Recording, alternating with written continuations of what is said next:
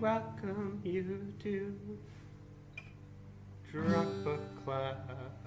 My dad commented on the last episode if I kept doing this. I'm an expressive person. And we are rolling. I'm so scared. I've never been so scared to drink before. Yeah, I've got it, well, partially from the coffee, but I feel really anxious. Partially from my hangover, but I feel really like a big loser. Let's just get this going. Hey bookworms, welcome back to Drunk Book Club. Thanks for joining us for episode 2. I'm Ryan. And I'm Ryan. Also, as we covered last episode, today we're going to be covering Patrick DeWitt's Ablutions. Patrick DeWitt is a Vancouver Island boy who is famous for his works The Sisters Brothers and Under Major Domo Minor, which are also Books. Those are also books that you could read if you so chose to.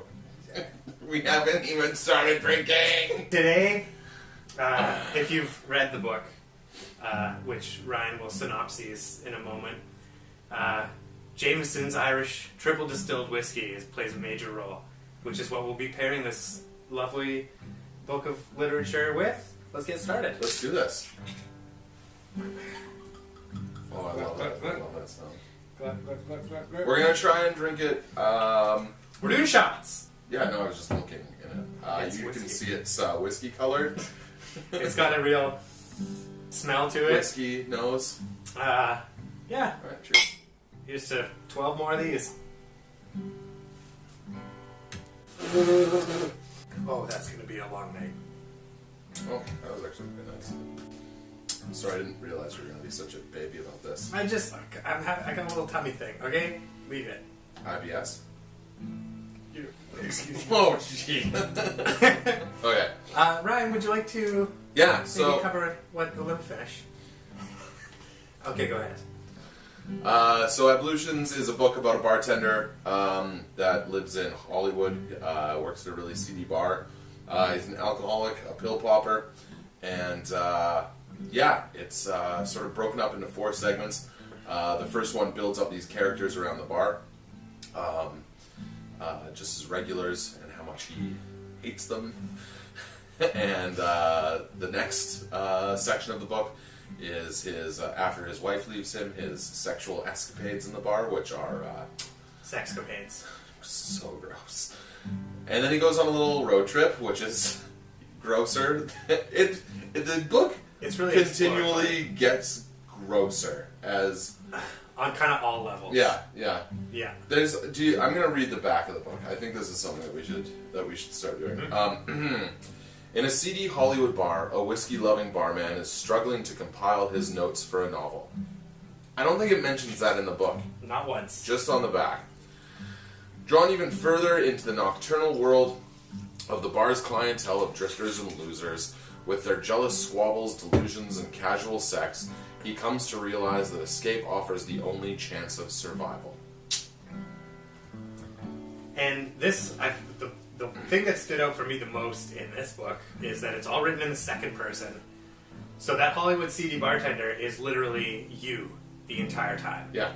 It is, you do this, you do that. You are a piece of crap. But in the book as well. And Ryan and I, for many years, have both been bartenders. So this book strikes a real special chord in that a lot of it is very close to home in terms of the regulars. Nothing that funny about it. It's funny if you are a monster. Cheers. We need to kick this up a notch. Well, that was a good one. You're just, it's like... I have delicate sensibilities. Yeah, it's like your throat is made of a toilet paper tube. What? Like just a weak little toilet paper tube. And the whiskey is a little hamster chewing it apart. Yeah, exactly. Just tearing it up as playing with a little ball. Could you worn a more condescending outfit? So in the book Ablutions, which last month I questioned if that was even a word. which it turns out it is. It is. It is. It means to wash your hands, like absolve yourself of sins, like Yeah, it's a ritual. It's a ritual washing of yourself, and the book describes it as a religious rite, like it's something you would do, like scrubbing up for religion. Yeah. But when I googled it, Yeah. it said it's a rite of washing, but done for humorous effect, What? which I thought was weird. Like it was a different definition. Well, that makes the book hilarious now that I know that. Yeah. Oh my god, it's so funny. So But it was interesting in the book. This was interesting because last month I was like, ablutions, if that's even a word. And then when the word comes up in the book, the author doesn't know if it's a word. He hears the word in his head, that ghost woman. Yeah, you don't know if it's a word.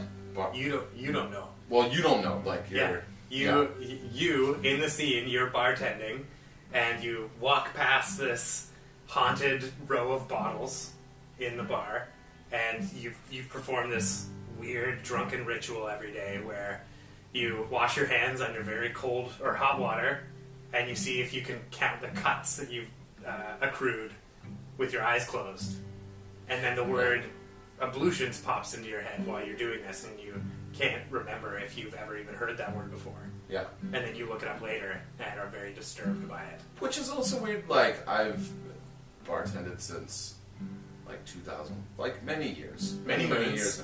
I've never had that many. It is not a rough hand job like these. Okay.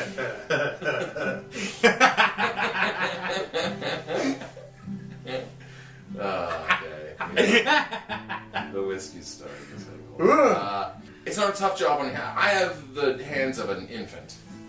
Yeah. Yeah. Oh. Cheers to that. Infant hands.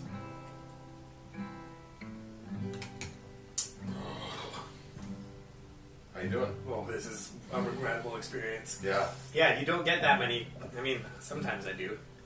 I don't get enough that I would have a ritual where I put my hands under hot water and count the cuts. Just through feeling them. But you do in the book. Yeah, you do in the book. I'm just saying, as a bartender, we've barely talked about this book at all. We're about to jump into it. Well, we're talking rough hand jump. It would take such elaborate setup to weave that into natural conversation.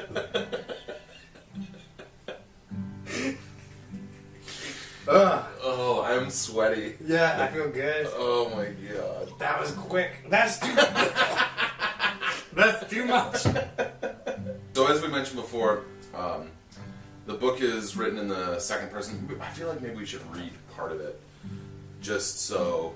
An excerpt? You took these pills home and thought to leave them untouched in the cupboard as a present for your homecoming, when it occurred to you to bring a few along in case of emergencies. Certainly they would offset your desire for whiskey, and you were happy with your realistic point of view, and you took 4 pills to celebrate this, and also to test their strength, and you were happy again, to find the pills were stronger than you had hoped. And when you entered gas station number 1, your only idea was to purchase a phone card, but your high made you dull-minded, and there you were in the aisles, looking and pretending not to look at the coolers, and at the last giving in and purchasing 1 can of beer. And later, when you realized you forgot to buy a phone card, you stopped at another gas station, and again you forgot the phone card. You remembered the beer, but took comfort in the thought of the next gas station, and you wondered where it would be, and would the cashier be friendly or unfriendly?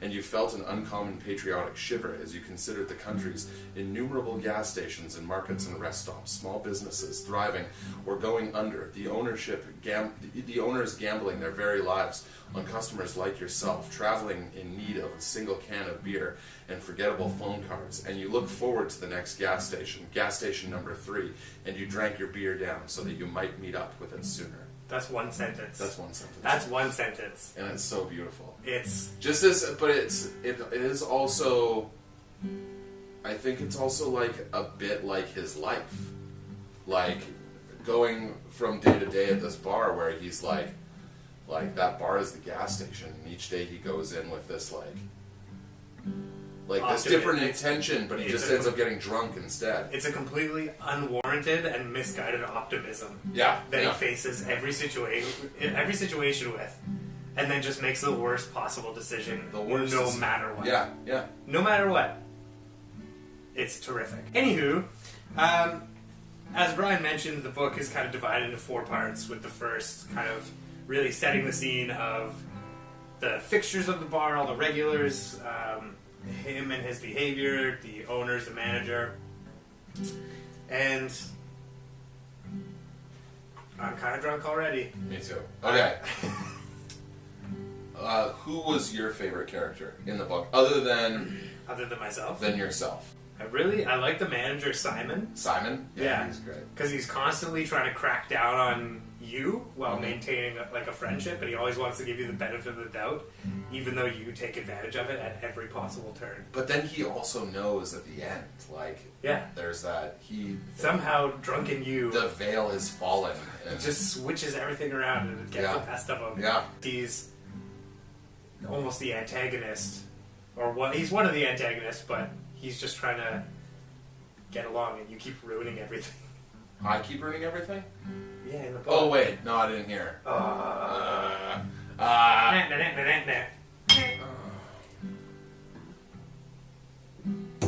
It's going out easier. That was a 2-gulper. Not mine. Oh, man. Simon... I liked Simon because mostly... the way that they described Simon in the book, I pictured Gunther. You know, the character that worked at Central Perk and Friends. With the bleached hair? Yeah. Yeah, like with his white bleached hair. It's always coming on. Hey, Rich. Yeah, and kind of dressing like that, and those they never really described, I don't think, what he was wearing, but I always pictured him in these bright kind of pastel button-up shirts and stuff like that, and flashy, but... The way that he differs is that in the book, you actually get to see Simon's huge powdered drug addiction. Yeah. Whereas Gunther's... when he's doing all that dead guy's cocaine? Okay, that's another thing, too. They have a wake at the end of the book for the bar owner that died, and there's just a mountain of cocaine on this shrine for him. They put all of the owner's favorite things on the table. Yeah. But that wasn't Simon. It was Curtis and child actor. No, Simon was with them. Remember, it was the 3 of them that were because they were all against you. Right? Listen, I would have to say probably my favorite character was Curtis, and the reason is because Curtis, he tells a story where Curtis was a really great guy, but then you can see how alcohol has ruined his life. This is why this book is really hard to talk about while you're drunk, because it can get a little sad, I guess. This isn't going well. But you also get to see Curtis as he comes in and just gets more comfortable and familiar. Yeah. You see that he is not a nice guy, not a good guy. He's a dirtbag that was putting on an act that slowly dissolves. But now, is his dirtbagginess a result of his alcoholism? Is he inherently a shitty person, or is it just because of his addiction? Crummy person. My mom watches this. Yeah. Hi, Deborah. Don't say my mom's name. Getting back to Curtis, though, it's the alcohol that changed him, and I think that's...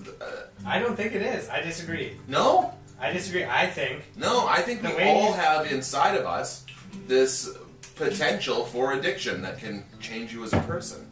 But the way he's portrayed, let's describe him. He always wanted to be a cop, but he never got through the physical and mental requirements for being a police officer. So he just dresses like one. He has a stupid leather holster that he keeps his cigarette lighter in. He wears a leather jacket all the time, wears aviators, and I find that endearing about him. Yeah, but in real life, he would be a tool. But he's only cool to other people who love hanging out at the bar. Oh, I think that. But I'm saying that he, yes, he's an alcoholic, and he comes in and gets worse and worse over time. But I think that he gets he started out so great because he was trying to make a good impression. to only then pull a scheme that he's pulled before by getting more and more free drinks. Yeah, I see what you're saying. Eventually never, because everybody starts out nice. Maybe in this book I just wanted one good character. Maybe in this book of horrible, shitty people, I just wanted one character that was like, okay. A little bit. Because even I thought that was like Junior for a bit, who's the crack-addicted homeless guy that hangs out outside. He's cool. He carries half a machete with him. Oh my god! But he is also crazy and violent. But then it's almost like I don't want to even say this because it sounds so dumb, but it's almost like the other character in the book is addiction. Ooh. You know, but it's I don't know. It's. Yeah, if I'm not allowed to harp on about the beauty of the English language, you're not allowed to talk about nuance.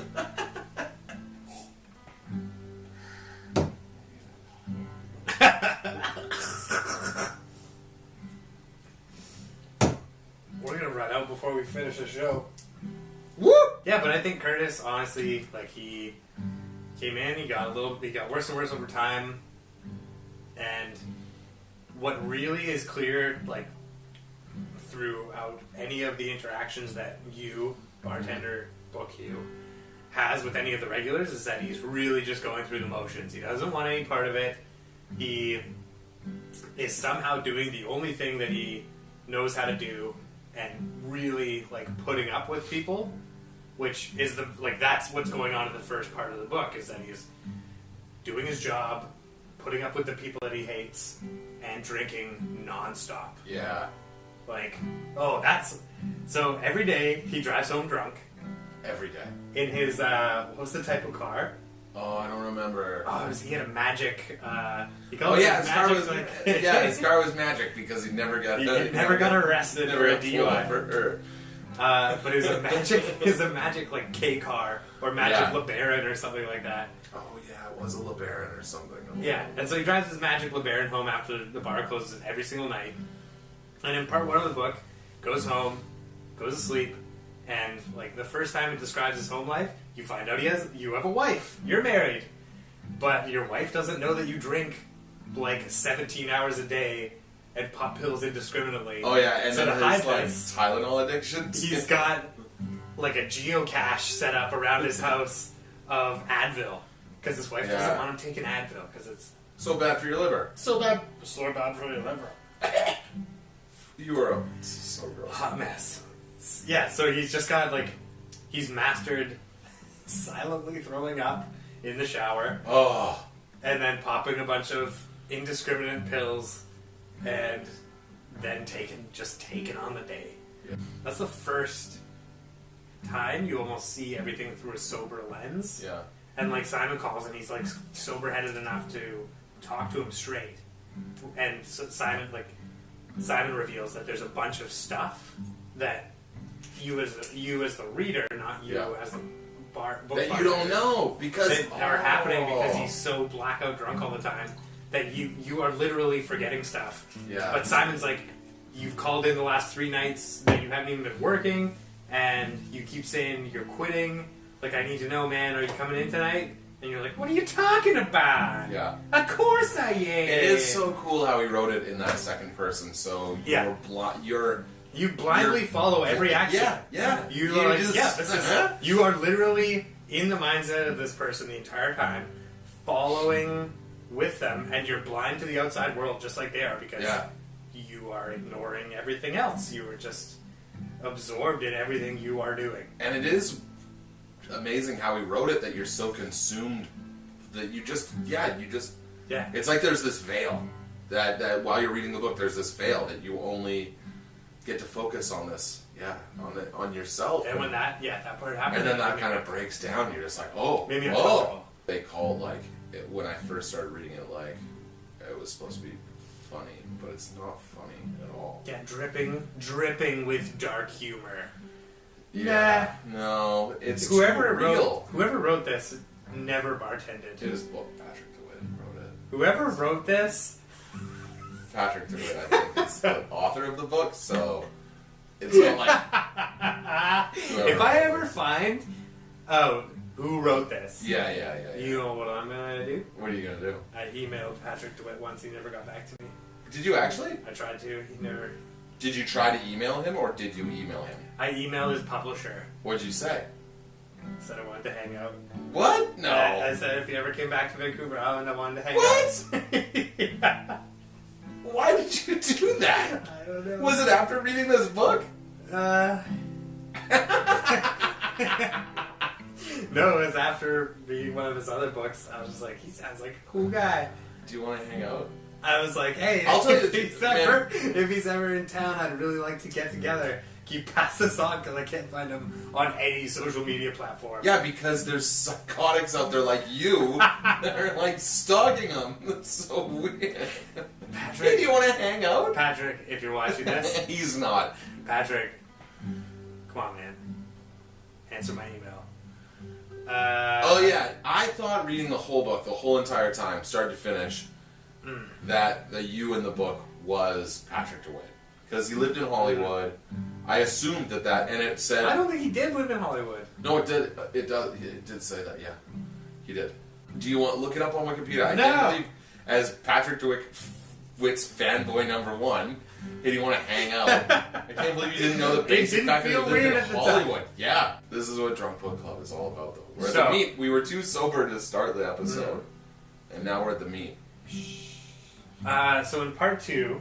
I feel like we covered part 1 pretty. Part 1 is basically thoroughly. just goes over the characters in the bar. Yeah. You've got... Let's just talk about some There's of the too ones. many. There's too many to cover. But some of the hits. There's Curtis, who's a regular.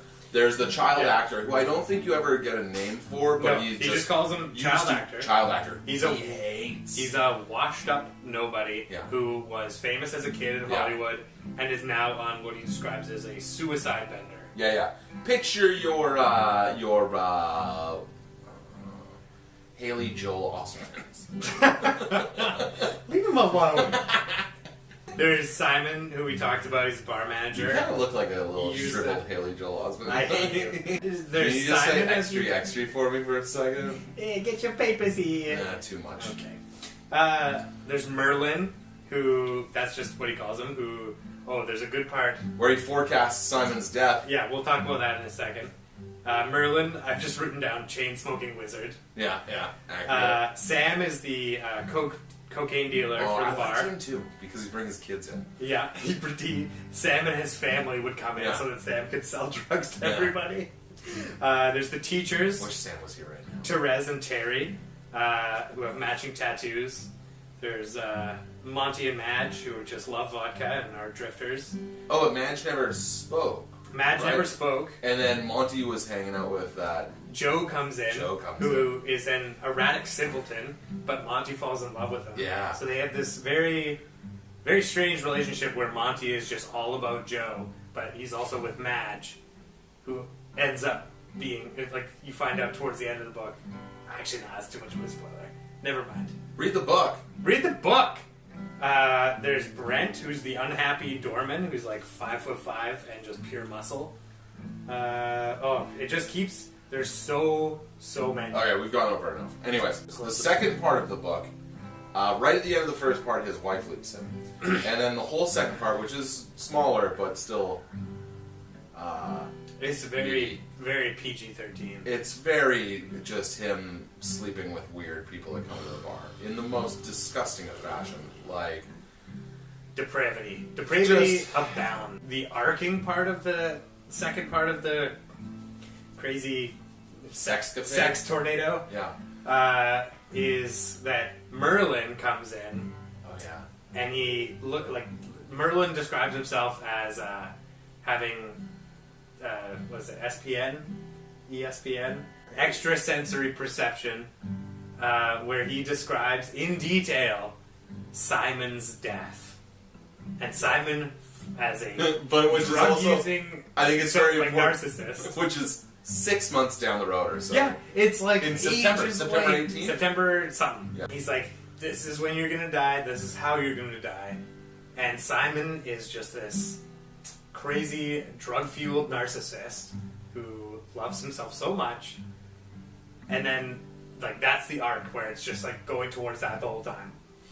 Yeah. And then they have a party. They have a Simon's death party. And it turns out Merlin was right, but he doesn't die. No, they have a Simon's death prevention party. Oh, yeah. Which just turns into an everyone only cares about themselves party. Which was interesting that I thought they did it like that because they, and those strippers come and it's so gross. Oh, it's so gross.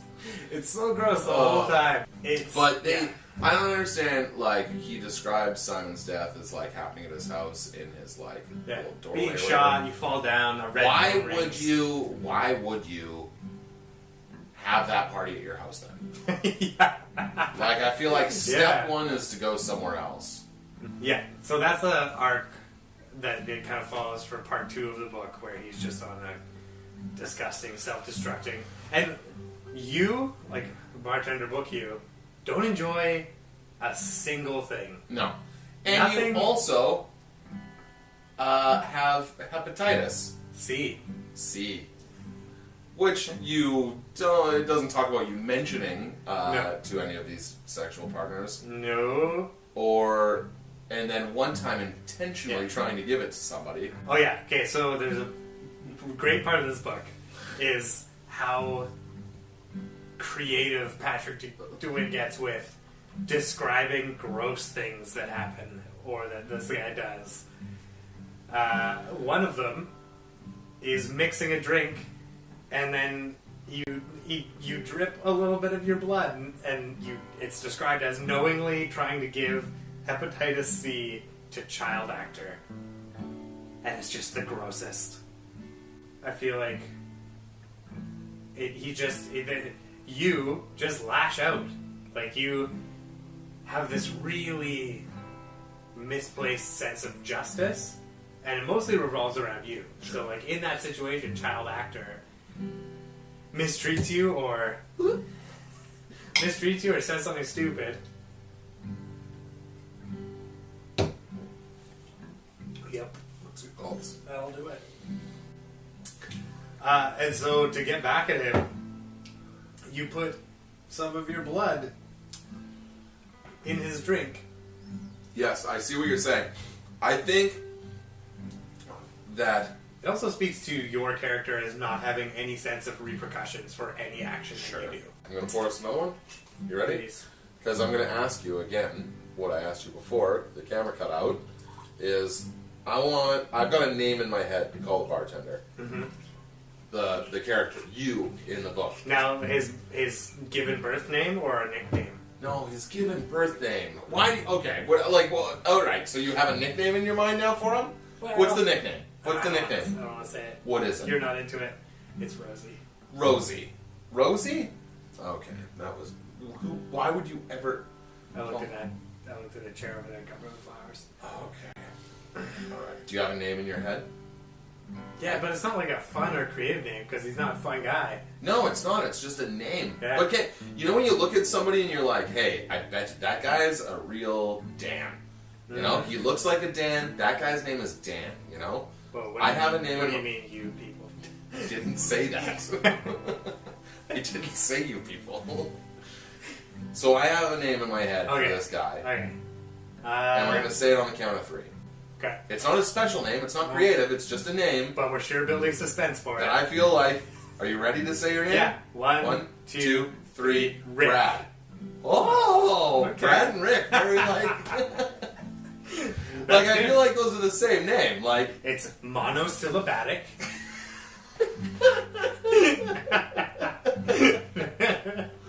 It is, yeah. Yeah, no, I can see... I mean, equally, but yeah, both those people would have slightly different characteristics. Yeah, I and think. Rick is also mine. Or characteristics. Well, good name choosing. Yeah, cheers. Here we go. Oh, that's a big one. Part 3 of the book is where things kind of dramatically change. He's on the road. And we talked about it a bit earlier. Yeah. But he's made Rick's made a... Brad. Breck has made a dramatic change. He's like, I'm going to turn things around. It's time to kind of get my ducks in a row. Yeah. He goes to see that doctor who specializes in hepatitis. Yeah. And is like, the doctor's like, first of all, stop drinking. Stop taking pills indiscriminately. It's crazy how much the human body can take. Like, I'm a hypochondriac and I constantly think I'm dying, but it is unreal how much it can actually take. When you push it to the limit, what you can really do. So, the moral of this story is really, try yourself out. See what your body can take. Yeah. Yeah, it's funny, like, I really... this was a real... The book, to me, is kind of like Back to the Future, in the way, like, the first part, or the first one is really good, because they go back to the future. Back. And the second one's really good, because they go to the future. And in the third part of the book, they go to, like, the Wild West. Whoa. The cowboy one's my favorite Back to the Future. What? How? Nobody else agrees with you. That is, I've never even... I haven't seen it since I was 14. I've never... I love it. But it just felt like that thing, it felt so removed from the rest of the book, because it's not about the bar, it's about him out on his own, and I get it, I enjoyed that part of the book, but it felt so removed from everything else, because I guess you were removed from the setting, you know? You didn't have that same backdrop. All of a sudden, like, anything could happen because he was... Okay. He's out on the road. Oh, man, anything did happen. Oh. But I think it was put in there to contrast... Well, not even contrast. To just reinforce, that's what I mean. The first two parts and the last part of the book, where this guy is just terrible. And no matter what setting he's in, he's going to make the worst possible choice, make enemies all around him, and be self-destructive until the cows come. Yeah. Like, Brad Rick is right up there. Yeah. And then Corey Lois. Let's just call him Broderick. Broderick is right up there. You'd think that someone with such a upper crust name would be better off, but he's not. Maybe it's a metaphor for how he treated his wife, too. I hate metaphors. Yeah. I get them all mixed up. But because his wife, it was the same way with his wife. Like, he loved his wife, at least he said he did, but he treated her like garbage. So she left. And then he only realized how horrible he was when she was gone. And that brings us perfectly to the end of the book. To part 4. Oh yeah, that was pretty sweet. So... Yeah, we're right on track here, guys. So he was like, he cared for his wife, but never showed her that affection. And she left him, and then he only realized how much he cared for her after she was gone. The same thing happened with the horse. And the same thing, in a different way, happened with the regulars at the bar. Because so in the fourth part of the book, the regulars in the bar start to reject him. And he's feeling distance from them. And you can tell that it hurts him. You can tell that it hurts. That's all because of one particular event where he is... Kicks the shit out of... Yeah, child actor. Pulls the fire alarm to get everybody out. and then just boots him child actor in the face. Part 4 of the book is... It's all about him just thieving. Stealing from the bar. He's thieving, and it makes him feel good. Yeah. He sobers up so that he can just steal stuff so good. It is interesting that his redemption from alcoholism is... thieving. That's just what he's thinking about. Yeah. Because he's always down. Nothing makes him happy. Nothing really even blips on his radar as something that's like, oh, that's weird. He just is. He just is continuing. And so once Simon gets on his case, all the other regulars start turning against him.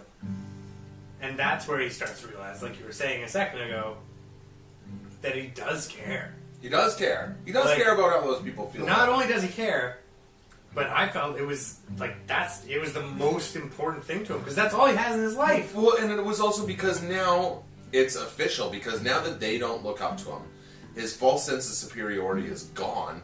So now he sees himself fully for the horrible person that he is. And oh, how the mighty have fallen! We're dramatic. Oh, well, I'm an actor. Including anything about you being an actor. Including? Anyways, we're at the end of the book. He's stealing the money. So where, in a normal book, where his redemption should come from It's like the point of the book where you're expecting him to change, which he does because he's not drinking as much, but he's stealing. Is this it?